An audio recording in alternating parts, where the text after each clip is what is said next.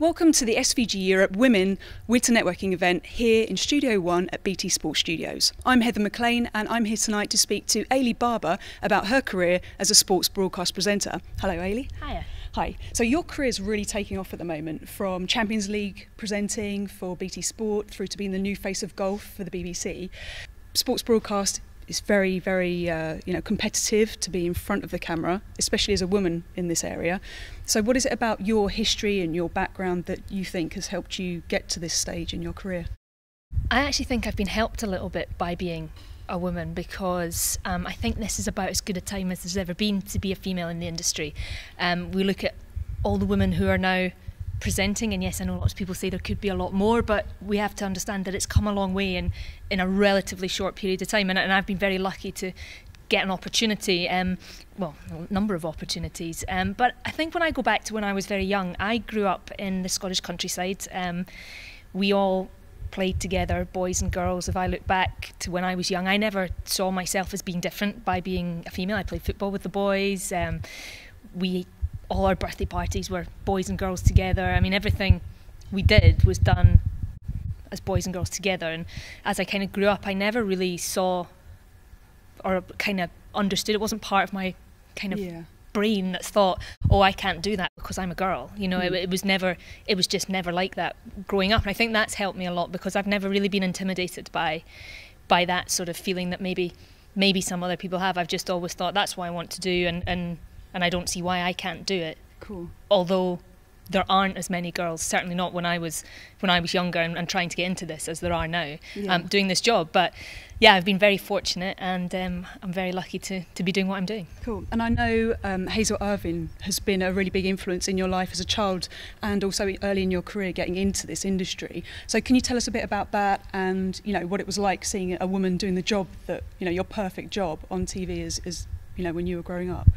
Yeah, I think the thing with Hazel was that I remember the first time seeing her present Grandstand, which was an absolute staple in our house on a Saturday afternoon. And it wasn't just the fact that she was a woman, she was Scottish, and regional accents were not very common on BBC programming at that time, certainly not on something as huge as the Grandstand studio. So that was a big thing for me. There was nothing about Hazel that I could see was different to me.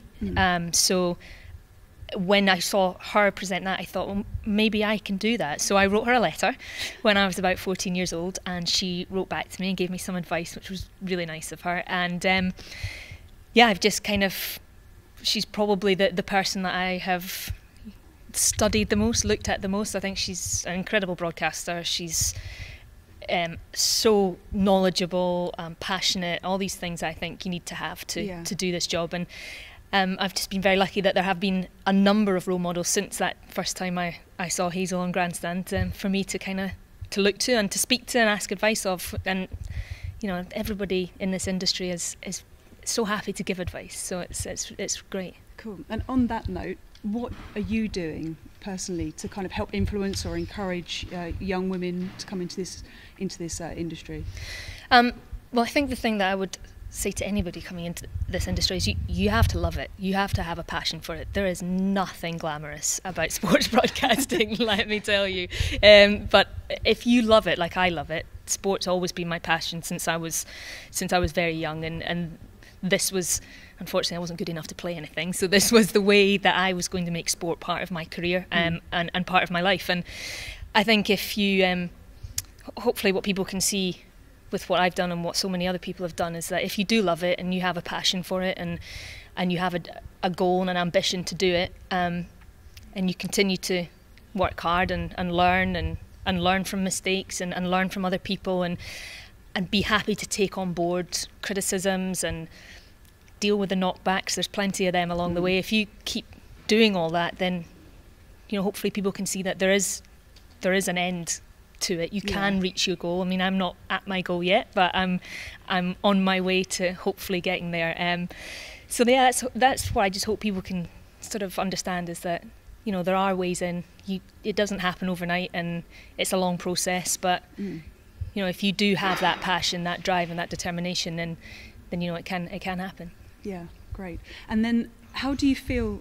I mean, that's your experience of coming in and fighting your way up But I mean, how do you feel about women in the industry now? I mean, are there enough here today? Are there enough coming through schools and universities and, you know, training programs into this? And if not, what can be done about it within the industry? I think the thing with any industry is that the best person for the job has to get the job. And we have to understand that less women naturally have the passion for sports broadcasting and for being out in the cold and the wet and having that absolute drive for getting into an industry like this. So I think probably the balance does reflect that a bit. But I work in some small teams and some big teams, and there are women doing so many jobs behind the scenes, camera operators, production assistants, production managers, PAs, producers, assistant producers, VT coords. I mean, and it goes on, the list goes on.